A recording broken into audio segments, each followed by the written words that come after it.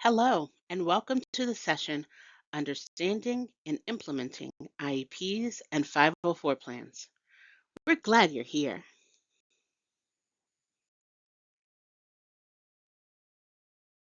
We value your time and appreciate your active participation during this module. Here are a few suggested learning norms to make the most of your time. If possible, work in an environment with few distractions so you can engage and reflect. Take notes, jot down questions as needed. Lastly, use this time wisely to ensure your professional learning with university instructors is productive. Here is our agenda for today's session. We're going to review the learning objectives, the purpose for individualized education plans and Section 504 accommodation plans. We will discuss accommodations versus modifications. We'll go over components of the individualized education plans and 504s.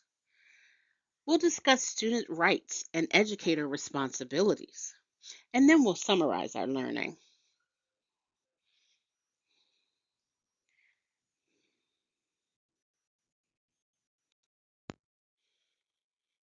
Here are the learning objectives for this session.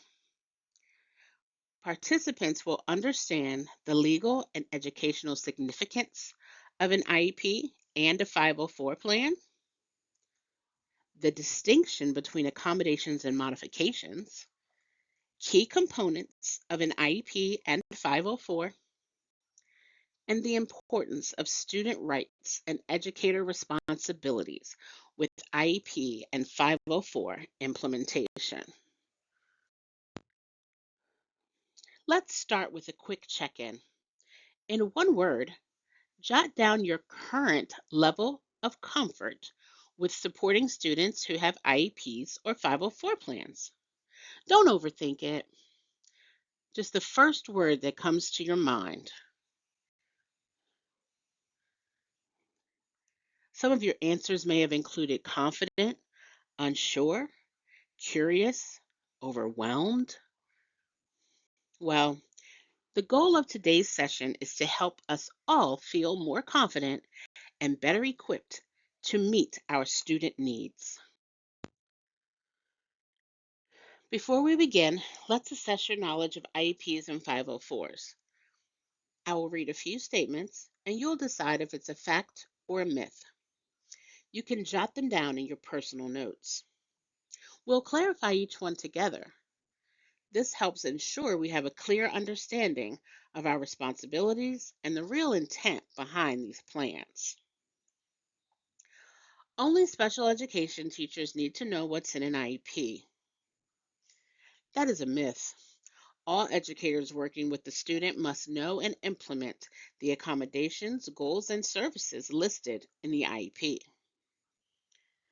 Number two, a 504 plan provides specialized instruction.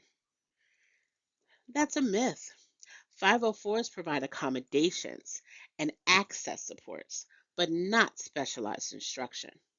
Specialized instruction is specific to IEPs. Students with 504 plans and students with IEPs both receive legal protections under federal law. That's a fact. Both are protected under federal civil rights laws.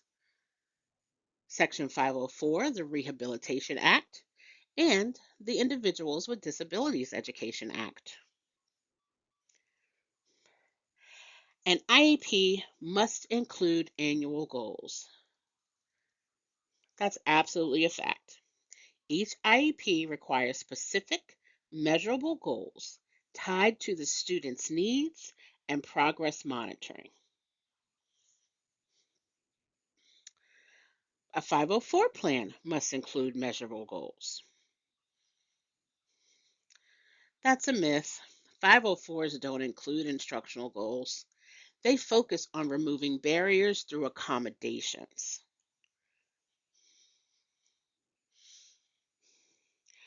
Once an IEP or 504 plan is written, teachers can adjust accommodations as needed. That is a myth. Accommodations may only be changed through a formal team process. Teachers can request a review, but can't unilaterally modify plans.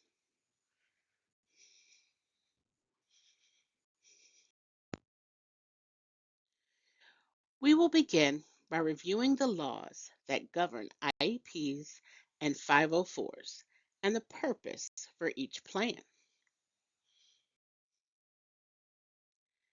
Individuals with Disabilities Education Act, IDEA, is the cornerstone federal law that governs special education in the United States.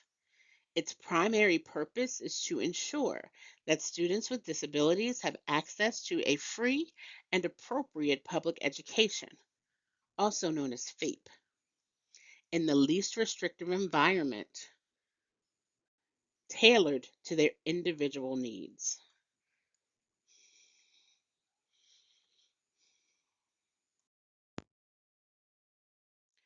Special Education Individualized Education Plans, or IEPs, are implemented to ensure that students with disabilities receive a tailored educational experience that meets their unique learning needs and supports their academic and functional development.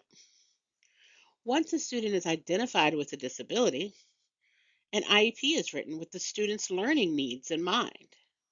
The Admission Review and Dismissal, or ARD, committee meets with the parent or guardian and student to review the IEP and adjust as needed. The ARD committee consists of teachers, administrators, specialists, therapists, parents/guardians, and students. But any individual with an educational interest in the student may be requested to attend an ARD.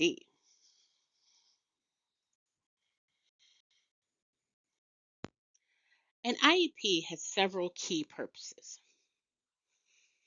Personalized instruction. It does this by outlining specific goals, accommodations, modifications, and services designed to help the student succeed in the least restrictive environment.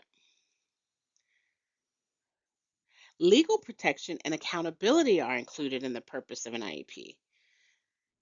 This is because the IEP is a legally binding document that ensures schools comply with the Individuals with Disabilities Education Act, or IDEA, safeguarding the rights of the students and their families.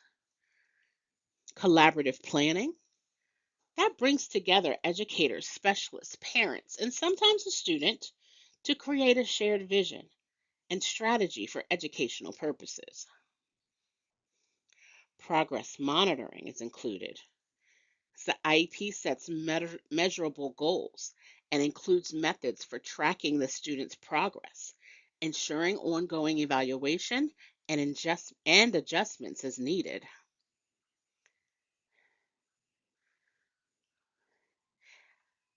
Access to curriculum. This ensures that students with disabilities have equitable access to the general education curriculum with supports that allow meaningful participation.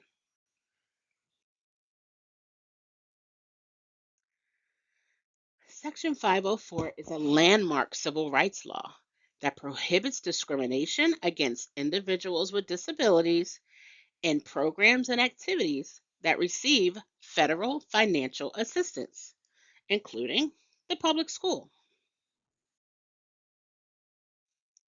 A Section 504 Individual Accommodation Plan, or IAP, is designed to ensure that students with disabilities have equal access to education by providing necessary accommodations within the general education setting. A Section 504 has several key purposes. The first one is equal access. It removes barriers that might prevent a student with a disability from participating fully in school activities and learning environments. Another purpose is to support students without special education services. Unlike an IEP, a 504 plan is for students who do not require specialized instruction, but still need accommodations to succeed academically. A 504 provides customized accommodations. It outlines specific adjustments such as extended time on tests, preferential seating, or assistive technology that help the students access the curriculum on an equal footing with peers. Additionally, there's a level of legal protection. It ensures compliance with federal law, protecting students from discrimination, and guaranteeing their rights in the educational settings. And again, collaboration and accountability. It promotes teamwork among educators, families, and school staff to implement and monitor accommodations effectively. Now let's watch a quick video on the differences between 504 plans and an IEP. As you watch, consider one thing you'll do differently after learning the purpose of IEPs and 504s. How can you ensure the meaningful implementation of students' IEPs or 504s? Deciding if you want your child with a disability or a health condition evaluated for a 504 plan or an IEP can be confusing. This video will explain a few basic differences between the two plans. First, let's look at the similarities. An IEP, Individualized Education Program, and a 504 plan both provide extra support in school for students with disabilities so they can make progress in their education. Both require students to be found eligible through a formal evaluation process. Both require the school to get consent from the parents or guardians before evaluating their student. And both come from federal laws. And here are some of the differences. Section 504 is part of the Rehabilitation Act of 1973. This is a federal civil rights law that protects people with disabilities of all ages against discrimination. Its purpose in school is to remove barriers to the general education curriculum for the student. IEPs are part of the Individuals with Disabilities Education Act, IDEA, passed in 1975. This is a federal special education law. It applies to students ages 3 to 22. It allows for specialized instruction, which may include a different curriculum to meet the student's unique needs. To qualify for a 504 plan, a student must be found to have a disability. This means they have a physical or mental impairment that affects their ability to walk, see or read, pay attention, or various other impairments. 504 eligibility is determined through an evaluation that draws on a variety of sources. The results are reviewed by a group of school staff, the parents or guardians, and others who know the student well. To qualify for an IEP, students must be found eligible under one of the 13 federal categories of disability. Some example of those educational categories of disabilities are autism spectrum disorder, ASD, or other health disability. The comprehensive evaluation uses multiple assessment tools and methods, including information from the student's parents or guardians. Under a 504 plan, schools provide reasonable accommodations in the general education classroom so the student has equal access to education. Examples might be extra time on tests, a wheelchair ramp, or a special device for note-taking. 504 plans do not typically provide specialized instruction.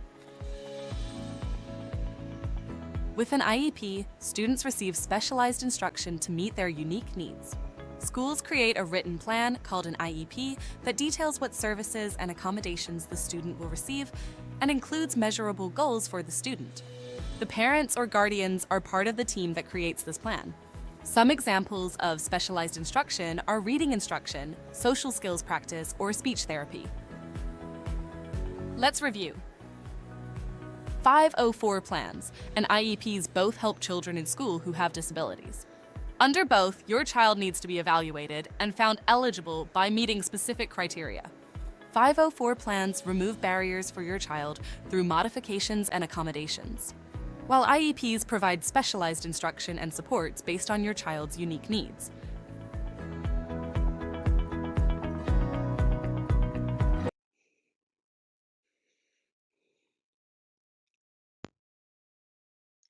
Before we move on, take a moment to think and reflect about what you've learned in this section. What's one thing you'll do differently after learning the purpose of IEPs and 504s? You might want to take time to connect each student's plan to your daily instruction by ensuring that accommodations and goals are reflected in the lesson design, not just on the paperwork. Also, think about how you can ensure meaningful implementation of students' IEPs or 504s.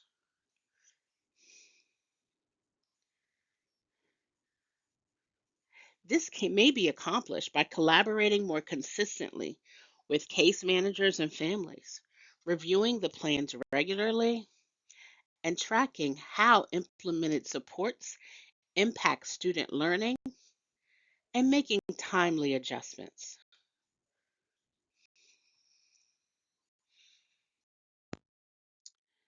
You have heard the words accommodations and modifications, but what do those terms mean and how do they differ? As we continue our understanding of IEPs and 504s, it's essential to review this information to ensure plans are being implemented correctly. An educational accommodation is a change or adjustment made to the learning environment, instructional methods, or assessment procedures that allows a student with a disability to access the curriculum and demonstrate their knowledge without altering the academic standards or expectations.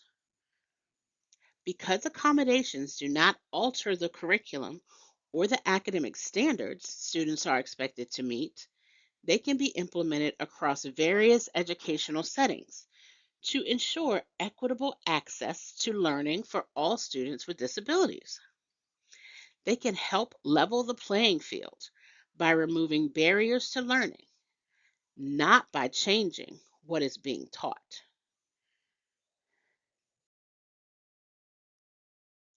Accommodations can take many forms and are tailored to the individual student's needs.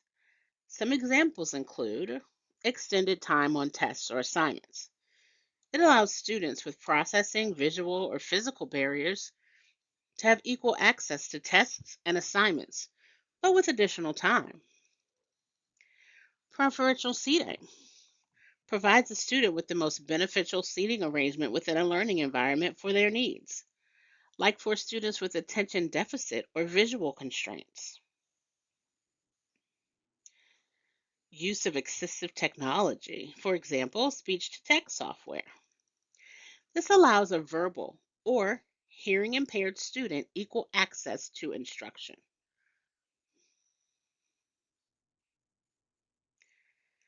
Audio versions of textbooks.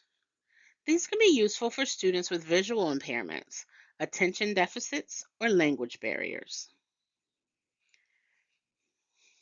And breaking down instruction or testing provides students with physical, mental, or emotional disabilities the opportunity to rest or take moments as needed during long periods of focused instruction or assessments.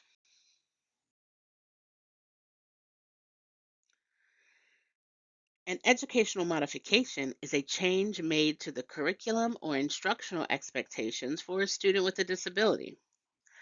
Unlike accommodations, which provide access to the same learning goals as peers, modifications alter what a student is expected to learn or demonstrate. Modifications are typically documented in individualized education plans and are used when a student's disability significantly impacts their ability to meet grade level standards, even with accommodations. Section 504 plans rarely include modifications. and are mostly composed of accommodations.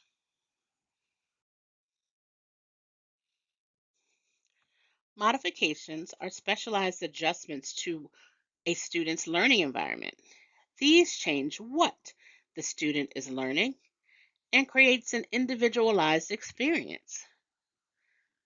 Some examples of modifications include assigning alternate projects that are less complex, reducing the number of test questions or simplifying language,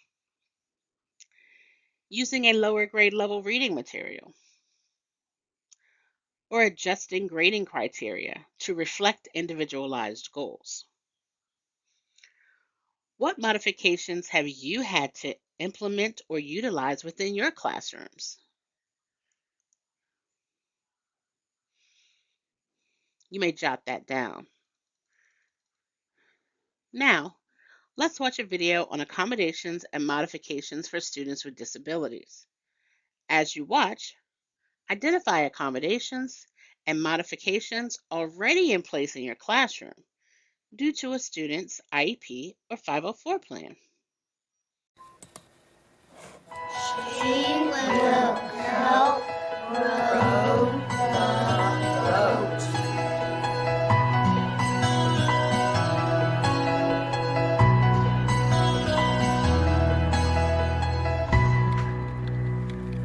For students with disabilities, the right accommodations and modifications can be as important to school success as appropriate IEP goals.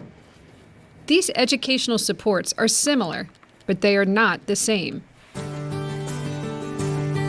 Accommodations change how a student accesses information, participates in school activities, or demonstrates their learning. They do not change the curriculum. Modifications, however, change what is being taught or what a student is expected to learn and demonstrate. I only need you to do the circled problems for me. Accommodations can be made by adjusting the amount of work a student must complete, allowing extra time, Just go ahead and turn your paper in. Okay, you can go ahead and keep working. You've got about 5 more minutes. adapting assignments, Alex, I have your shapes here. Good. providing extra assistance, or changing the physical setting. Let's do one more page today. There is no one set list. Because each child is unique, the IEP team must identify specific strategies to help your child succeed. For example, presenting a few math problems at a time may help a student who is easily overwhelmed. Another student might benefit from short breaks, or being allowed to finish an assignment at home. A student who has difficulty writing may be allowed the use of a computer, while students with a print disability may benefit from having tests read aloud. They went downtown. A child can be given an appropriate role when working in small groups, Where am I? or be allowed to participate in an activity in a different way. Beware of what? Excuse me? Being seated near the teacher helps some students stay focused, So we'll go ahead and discuss these in a minute. and assistive technology can support a wide range of needs. And if you need me, you can raise your hand and I'll come and help you. All right? In addition to accommodations, it is sometimes necessary to modify the curriculum. For example, when the class is learning how to tell time, one child might be expected to identify only the hours. While the class is working on vocabulary and spelling, another child may work from a shorter list or focus exclusively on the meaning of key words. Insects with 8 legs. Parents play a vital role in crafting the IEP. After all, no one knows your child better. So at home, watch for what works and any struggles that continue. Talk to your child about what feels right to him or to her. Make sure the IEP team considers your child's needs throughout the entire school day, including classroom time, non-academic and extracurricular activities, and transportation. You are not expected to have all the answers. Other members of the IEP team will have much to contribute. You can help by making sure that all accommodations and modifications are clearly written into the IEP. Be sure to ask whether any of the modifications will impact your child's graduation. Ask questions, offer ideas, and bring up any concerns you may have. Open dialogue and clear documentation are essential to developing a high-quality IEP. He gets to middle school. I didn't know it was this far from the lockers to the buses. During the IEP meeting, we can talk about adding extra time to Sam's schedule. Oh, okay, great. So we've talked about quite a few modifications today. Hemos hablado acerca de muchas modificaciones. ¿Hay un límite? She wants to know if there is a limit. No, however, we do want to be careful if we create too many modifications, she may not be able to meet the high school graduation requirements. No hay un límite. Well, I know Tori likes being around other people, but she also has a hard time with conversation. So I was wondering, did you have, any other ideas that might help her with that? Well, we could try a peer buddy, or we could work in small groups more often. These are great goals, but Brooke's in the 6th grade and is only reading at a 2nd grade level. This is true, but audiobooks should help her access to content better, and I think we might be able to find some textbooks that are at a lower reading level. Tori always turns in her homework, but it's not always what was assigned. Maybe if you can help her get started in class, she'll know she's on the right track. Sure, I could do that.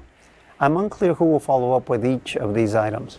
I'll handle supports during basic instruction. And I'll arrange for the seatbelt and keyboard. Accommodations and modifications should change as your child's needs change. All right, time for comprehension. If comprehension, then iPad. Are you ready? Okay, guys. You are not limited to a standard list.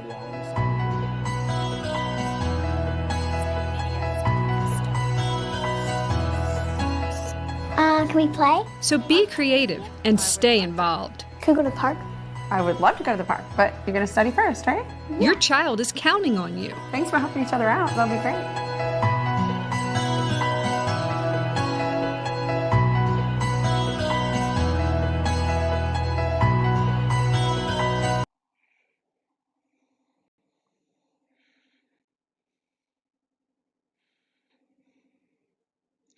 What are some accommodations and modifications already in place in your classroom due to a student's IEP or 504 plan? Jot down your responses. As seen in this video, you may be asked to suggest accommodations or modifications during an IEP or 504 meeting. Let's practice identifying possible recommendations depending on a student's abilities.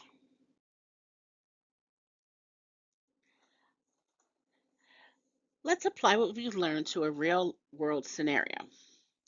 Read the case about Jordan and discuss what accommodations or modifications you will put in place to help him succeed.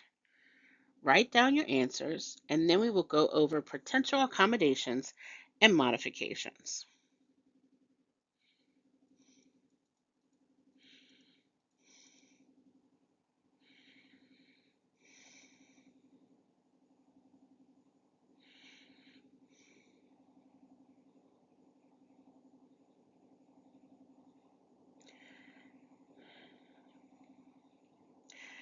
Since Jordan is a 5th grade student with dyslexia and reads 3 grade levels below his assigned grade, but has strong oral comprehension, we might want to change how Jordan accesses the learning environment without lowering the expectation.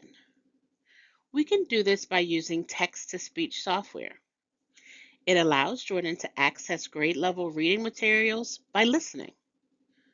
We can provide audio versions of textbooks or reading materials to support comprehension while reducing decoding frustrations. We can also provide extra time on reading assignments and tests. This gives him a fair opportunity to process material at his own pace. Preferential seating may help him focus during reading or instruction. Chunked reading assignments breaks larger reading tasks into smaller, manageable sections. Visual aids and graphic organizers or outlines.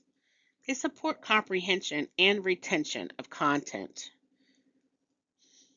Oral responses or projects instead of written reports. It allows him to demonstrate understanding without being limited by decoding and writing.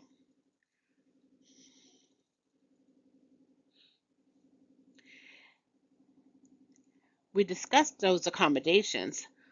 What are some possible modifications for Jordan? We could change what Jordan is expected to learn or produce by offering simplified or adapted text for independent practice. It reduces difficulty while practicing skills aligned to grade level content. We could reduce the number of reading questions or assignments and focus on key learning objectives rather than quantity. We could offer Jordan alternative assignments. For example, creating a visual presentation or oral summary instead of a written report.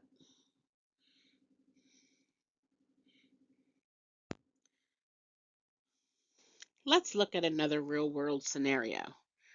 Read the case about Mia and consider what accommodations could support her learning and assessment performance.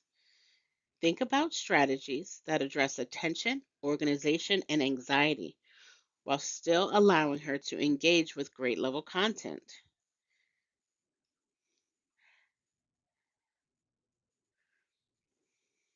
Take a moment to reflect on your own, then I'll share potential answers.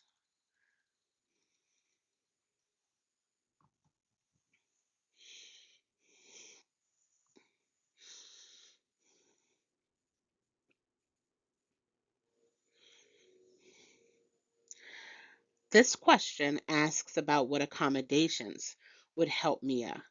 These will change how Mia accesses or demonstrates learning without altering grade level expectations. So, some potential answers could be extended time on tests and assignments to reduce stress from timed assignments and allow her the space to demonstrate her knowledge. Providing frequent breaks during tasks or testing. It supports her attention and helps prevent fatigue or frustration. Preferential seating. Seating her near the teacher or away from distractions to support focus. Chunked assignments or directions by breaking larger tasks into smaller, manageable steps to keep her on track. It may be the use of a separate or quiet testing environment.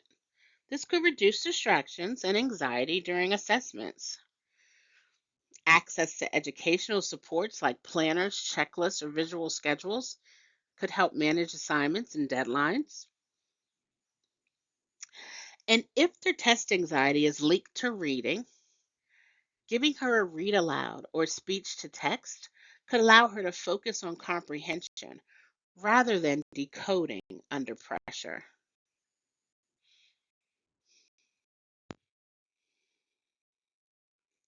Next, we will review the specific components included in IEPs and 504s. The components of an individualized education plan work together to create a personalized roadmap for educational success, ensuring that each student's unique needs are met in a structured and accountable way. The contents of an IEP are student present levels of academic and functional performance, or PLAFs. These describe the student's current abilities, strengths, and challenges in academic and functional areas.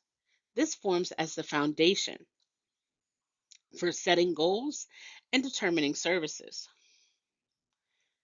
The measurable annual goals need to be specific, goals that the student is expected to achieve within a year. These address academic and functional needs and include criteria for tracking progress. In addition to the measurable goals, there are short-term objectives or benchmarks. Breaks down the annual goals into smaller, manageable steps to guide instruction and monitor incremental progress. Special education and related services describes the specialized instruction and support services like speech therapy or occupational therapy that the student will receive to meet their goals. Supplementary aids and services include accommodations, modifications, and supports provided in the general education setting to help the student succeed alongside peers. And the IEP also outlines the participation in general education. It specifies the extent to which the student will participate in regular education classes and activities and explains any and all necessary exclusions from the regular education setting. Additionally, IEP components include assessment and participation in alternate assessments. It indicates how the student will participate in state and district-wide assessments, including any accommodations or alternate formats. And required by the age of 16 or earlier, transition planning is a component of the IEP. This outlines goals and services to prepare the student for life after high school, including post-secondary education, employment, and independent living. The IEP outlines how progress monitoring and reporting will occur. It describes how the student's progress toward annual goals will be measured and how parents will be informed. It outlines the least restrictive environment, which ensures that the student is educated with non-disabled peers to the maximum extent appropriate, with justification for any separate settings. And if applicable, there's a discussion about extended school year services, ESY. It identifies whether the student requires services beyond the regular school year to maintain the goal progress that they've made during the regular school year. And assistive technology needs are documented. There's clear evaluation and documentation of any devices or services needed to support the student's learning and or communication. Now, Section 504 student plan is designed to provide students with disabilities the accommodations they need to access education on an equal basis with their peers. While less prescriptive than an IEP, a 504 plan still includes several components to ensure clarity, accountability, and legal compliance. Unlike an IEP, a 504 plan does not require specialized instruction or measurable annual goals, but it must still ensure equal access and prevent discrimination. Components of an components of a 504 student plan are the student information and background, their name, their grade, relevant medical or psychological diagnosis, and a description of the disability and how it impacts major life activities. Major life activities could include learning, concentrating, walking. The 504 plan must also include some evaluation data, the summary of assessments or medical records, including teacher observations, academic performance on state assessments, and curriculum-based assessments, as well as documentation supporting the need for accommodations. There's an eligibility determination, the statement confirming that the student meets criteria under Section 504 of having a physical or mental impairment that substantially limits one or more major life activity. There's a list of the accommodations and supports. So the specific accommodations tailored to the student's needs, such as extended time, seating. It may include behavioral supports, health-related accommodations, or environmental adjustments. Placement and educational setting is included in the 504 plan. A description of the student's educational environment and confirmation that they will be educated in the general education setting to the maximum extent appropriate.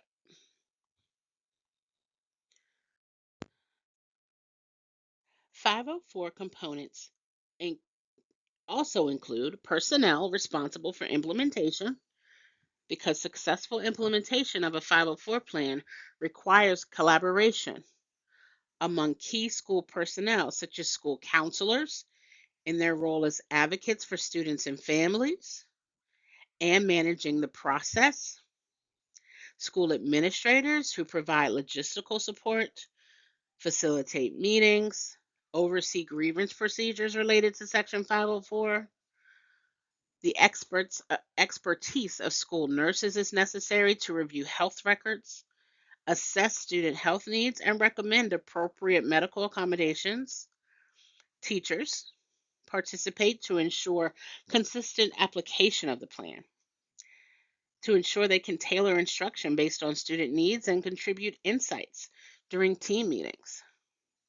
And last but not least, the parents or guardians of the student, so they can share observations of the student's strengths and challenges and remain informed of the Section 504 rights, and actively participate in meetings and decisions regarding a free and appropriate public education.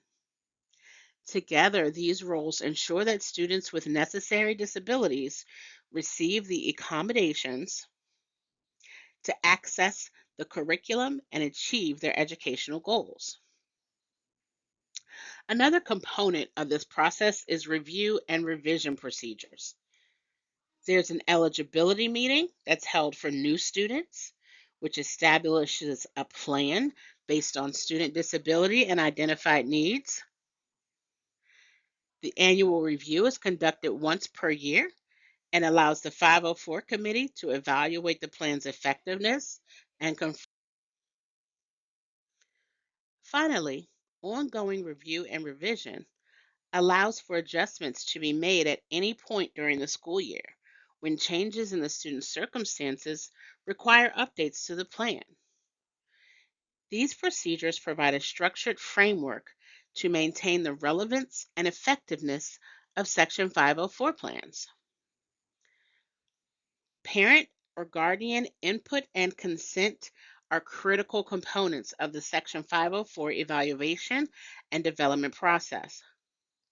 An initial evaluation cannot proceed without their consent, which is also required for the provision of services.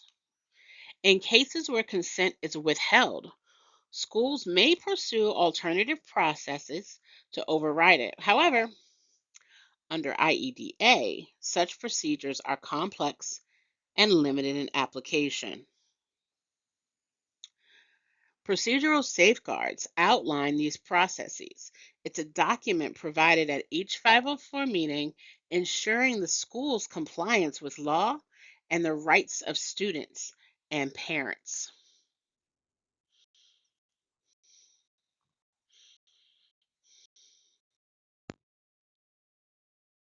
Now take a moment to reflect on similarities and differences between the two plans. An IEP focuses on accommodations and modifications as needed for the individual support. An IEP is required for a student that qualifies for special education under the 13 disability categories. An IEP is developed by a formal, required team of teachers, specialists, parents with student strict requirements for procedures and processes. A 504 plan focuses mainly on accommodations for a student with few modifications implemented. This levels the playing field for all students with a diagnosed disability and their non disabled peers. Section 504 is under civil rights law. Although still federal law, a broader definition of disability is utilized. For example, a concussion from a sports injury. A 504 plan is developed by a team of teachers, parents, and the student and is less formal in procedure and process. Finally, let's discuss student rights and educator responsibilities in regard to IEPs and 504 accommodation plans. Students with disabilities are protected by federal law under the Individuals with Disabilities Education Act, which guarantees specific rights to ensure equitable access to education. These rights include FAPE. Students are entitled to a customized education at no cost, designed to meet their unique needs. The IEP, with each eligible student must have a written plan outlining goals, services, accommodations, and progress tracking. LRE, students have the right to be educated with non-disabled peers whenever appropriate. There's parental involvement, where families must be involved in all aspects of the IEP process. This includes meetings, evaluations, decision making. The student's rights include a comprehensive evaluation using non discriminatory methods to determine eligibility and guide instruction. Embedded in the rights is also a due process protection. Families have the right to dispute decisions through mediations, hearings, or complaints. And then transition services. By the age 16 or earlier in some states, students must receive planning and support for life after high school. Students with disabilities are protected by federal law under Section 504 of the Rehabilitation Act of 1973, which guarantees specific rights to ensure equitable access to education. These rights include the provision of accommodations that allows students to participate fully in school activities, non-discrimination, where schools cannot exclude or deny services based on a student's disability. The accommodation plan must be written and detail necessary accommodations in the general education setting. Evaluation and eligibility, where students must be evaluated to determine if their disability substantially limits a major life activity. And like the IEP, parental notification and participation and procedural safeguards are mandatory. Families must be informed and involved in the development and review of the 504 plan, and they have the right to challenge decisions and request reviews or hearings. Educators are not just service providers, they are advocates, collaborators, and champions for equity. They play a vital role in ensuring that students with disabilities receive equitable, meaningful access to education. Their responsibilities are grounded in federal laws like IDEA and Section 504 and extend across instructional, legal, and ethical domains. The educator's responsibilities include identification and referral by recognizing signs of potential disabilities and referring students for evaluation, collaborating with families and specialists during the assessment process. Educators must attend and contribute to meetings for developing IEPs or Section 504s. They provide input on academic performance, classroom behavior, and instructional strategies. Educators deliver accommodations and modifications as outlined in the student's plan. They ensure consistency and fidelity in applying supports across settings. Educators adapt teaching methods and materials to meet diverse learning needs. They use evidence based practices and inclusive strategies to promote engagement and success. Tracking student progress toward IEP goals or academic benchmarks is also the educator's responsibilities. It must maintain accurate records and communicate regularly with families and support teams. Working closely with special education staff, counselors, therapists, and families is vital for educators. And it fosters a team based approach to problem solving and student support. Understanding and adhering to Section 504 and ADA requirements are vital. Educators protect student confidentiality and uphold procedural safeguards.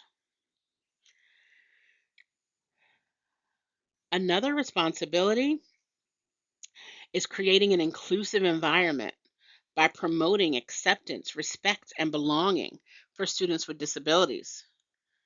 This means addressing bullying, bias, or exclusion proactively.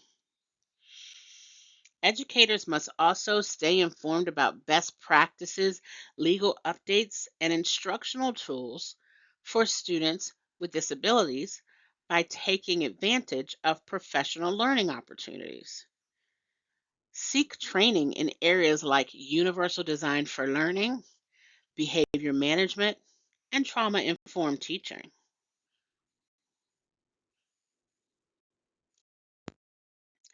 As we wrap up today's session, let's review key points.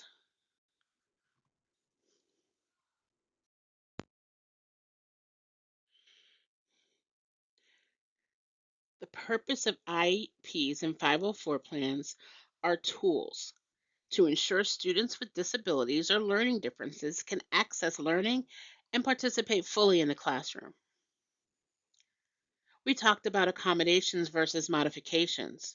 Remember, accommodations adjust how students learn or demonstrate knowledge, while modifications adjust what they are expected to learn. We reviewed the components of IEPs and 504s. There are similarities, such as leveling the playing field and legally binding components, but they also differ in the disability identification process and the supports that are provided to students. Rights and responsibilities for students are legally protected, and educators are responsible for implementing plans with fidelity, monitoring progress, and communicating with families. And the key takeaway is that understanding these plans helps us provide meaningful, equitable support for all learners, ensuring that every student can learn. This summary reinforces the practical and legal importance of IEPs and 504 plans. It sets the stage for applying these concepts in your classroom. Let's revisit our one-word poll from the beginning of the session. Now describe your current comfort level with supporting students who have IEPs or 504 plans. The goal of today's session was to help us all feel more confident and better equipped to meet our students' needs.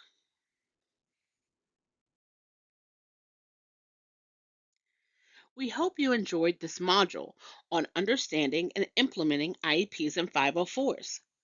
Please complete the check for understanding and the survey included in the Google Classroom. Thank you. We look forward to providing continued support for your professional growth at University Instructors.